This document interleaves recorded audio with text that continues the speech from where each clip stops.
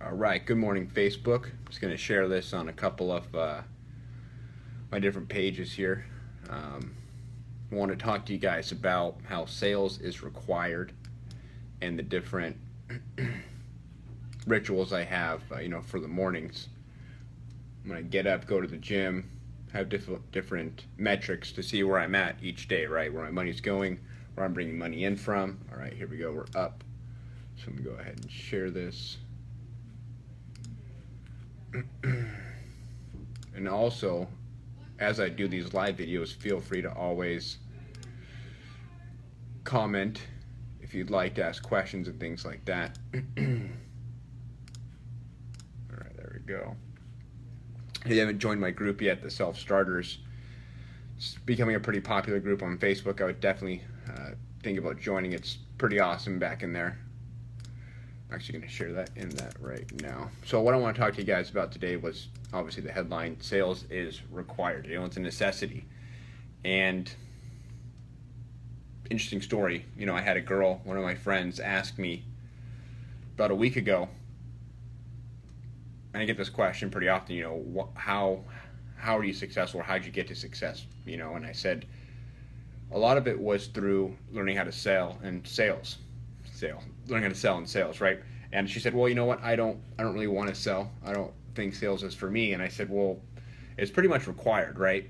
Anything you do is going to require some sort of sales, and that's why I'm going to talk about that today, is why sales are required. And the funny thing is, for me, a few years ago when I got into sales, I thought of like a car salesman, or like a guy trying to push some vacuum on me, and I said, I don't really know if I want to do that, right? I don't know if I want to be that guy coming to your door, knocking on your door, trying to sell you some shitty vacuum, right? But through learning, I learned that that's not the case, And sales definitely is a necessity if you want to be successful. It really impacts every part of your life. You don't have to be actively selling a product per se, but it is definitely necessary.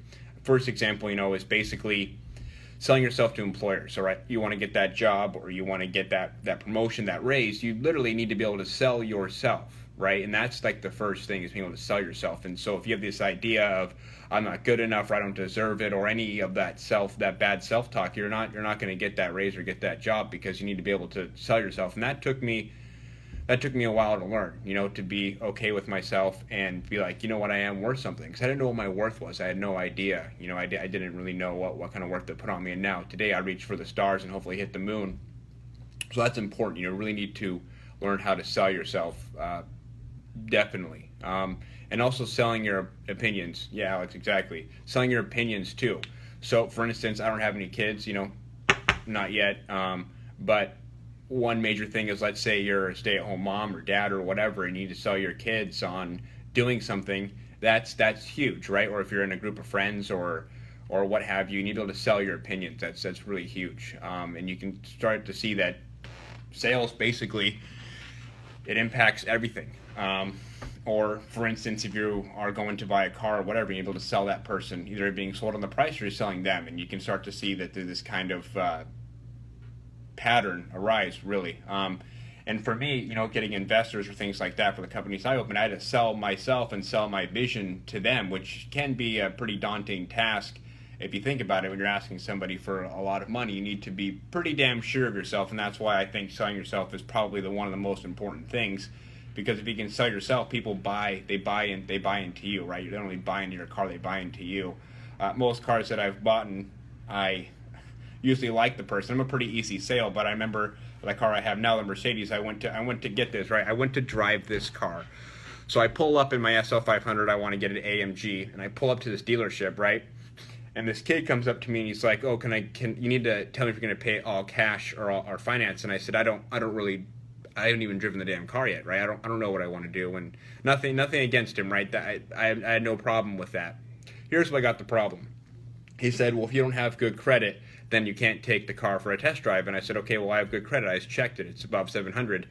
And he said, well, let me verify that. Again, no major problem, right? I didn't know the guy yet, right? So he runs my credit and says your credit score is 620. And I said, that's not right. I just checked my credit before I came in here, because when I go look at a car, I don't know about you, I'm probably going to buy that car if it's good. Anyways, we take the car for a test drive. Good. I plan on buying this vehicle.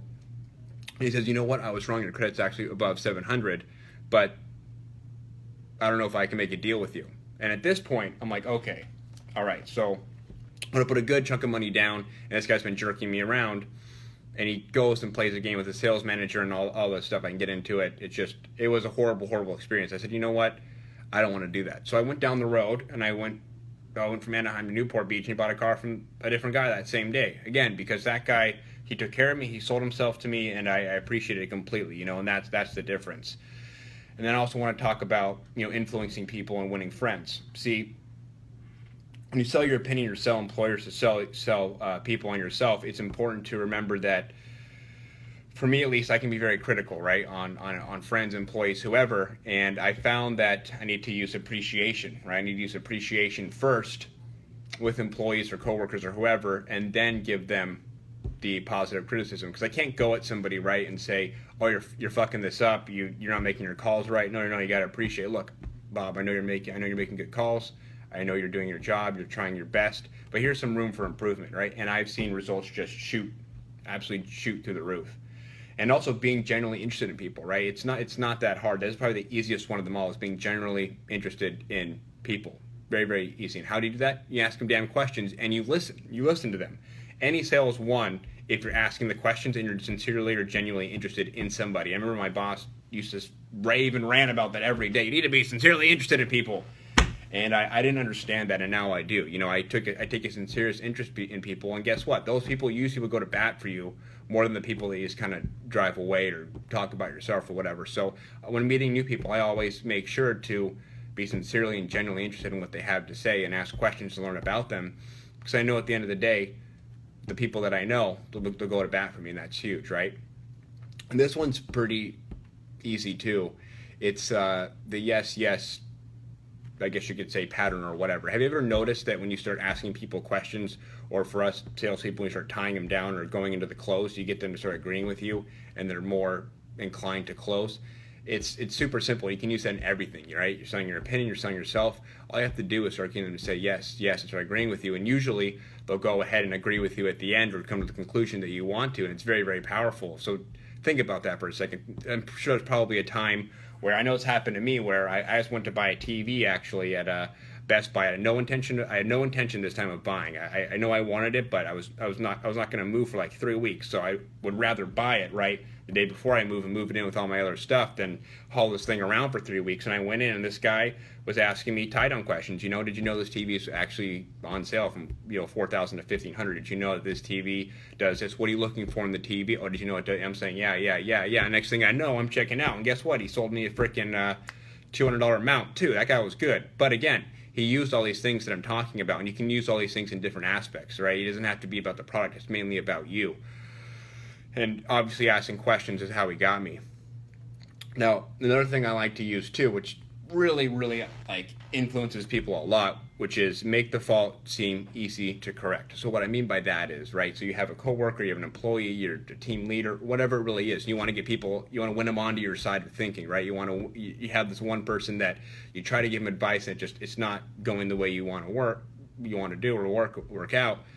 I make the fault easy to correct. So what I say is, let's say someone's screwing up hard, right? So I had this one girl working for me, and she just was all over the place. Did not know how to enter her leads correctly, did not know how to do her tasks. She made good money, but she just did not. It was just a mess, you know, and I just said, look, this is super simple, right? All you have to do is go in there, do A, B, and C. It's not that big of a deal. I know you can do it. You're very, very smart, right? It's not that big of a deal. And guess what?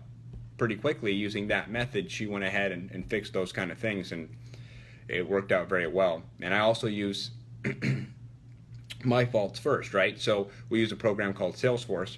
So what I would do is say, look, you know, I was new to Salesforce too, right? I didn't really know how to use it. It's very confusing back. There's a lot of stuff going on, but it's super simple to use. And I've messed up plenty of times, right? I messed up plenty of times, and you're messing up a little bit too, and it's actually pretty simple to correct. And I find that influences people and wins over to my side faster than just going out there and giving them direct criticism. And also making them happy about what I suggest too, you know?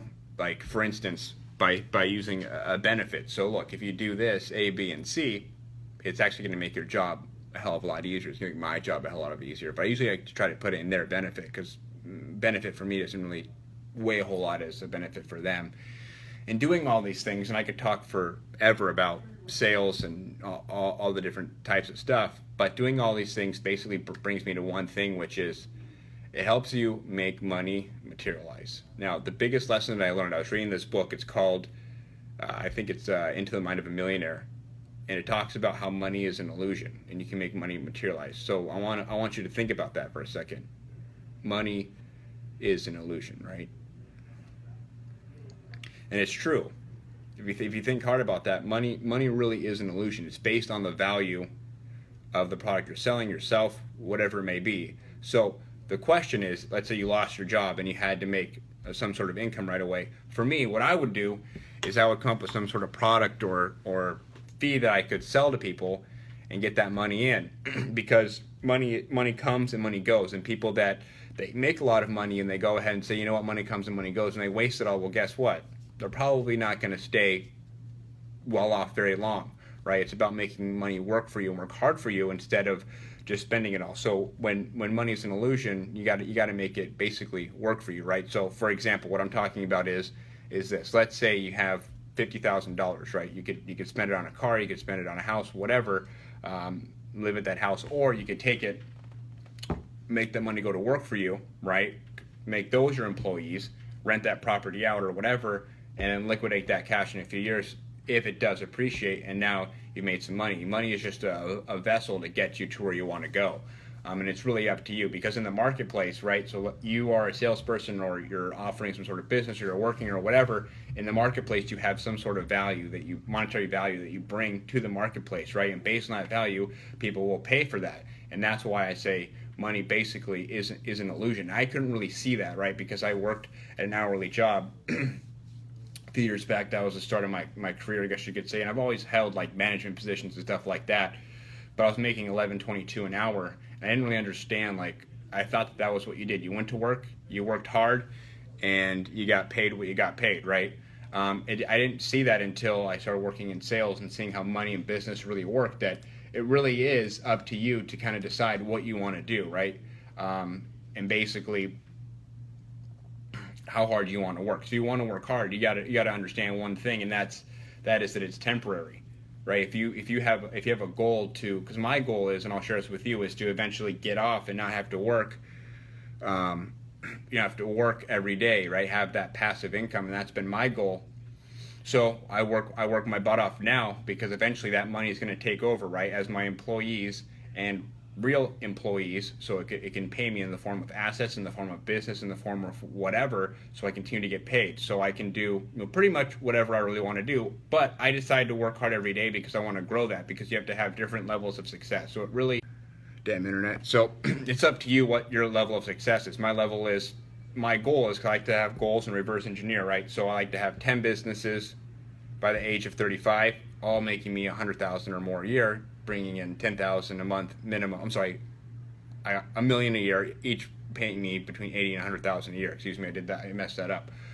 So I can do whatever I want. I can travel, I can stay at home, I can continue to expand. But I know right now that the work is temporary, and I know right now that sales is necessary, right? Sales is what is the blood and basically the life force of my business. So teaching people how to sell my employees on my vision, how to sell my business partner on my vision, which I meet with him. I have to meet with him in a couple minutes. We meet every single morning at 9 a.m., talk about our goals for the day, what we're going to do for the day, and hold each other accountable. And that's really important too, right? So we have conversations, and it's funny because you should have people around you that influence you to do better, right? And we're always in competition. That's why I love this guy. We're always in competition, right? So I'll try to one up him. He'll try to one up me. And he says he doesn't know that much about sales like me, and he's pretty good, right? So we'll have a conversation, and it's just like back and forth of me trying to sell him on my vision, him trying to sell me on his vision, which way we should take the companies, this, that, and the other thing.